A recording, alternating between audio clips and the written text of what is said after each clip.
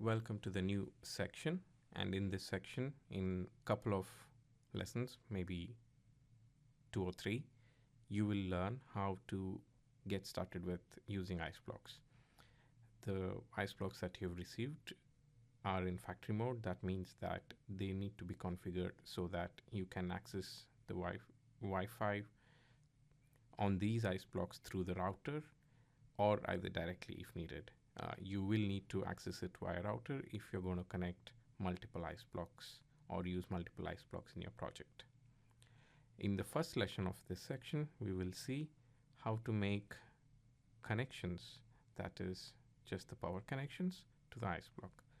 Here you see 2 images, one from the top and one from the side view, showing how to connect the power supply to your IceBlock.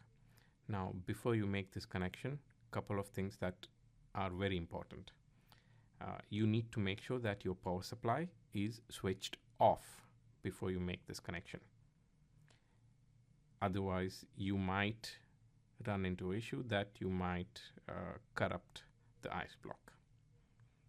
So make sure that the power supply that you're using is a 24-volt power supply,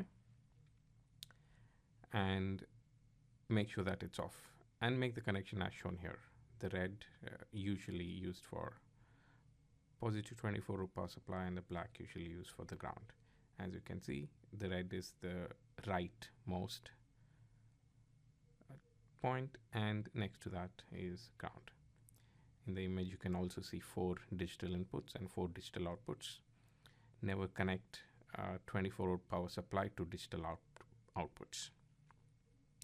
Okay, so that was very brief lesson number 1, where we saw how to make the connections so that you can power on the IceBlock.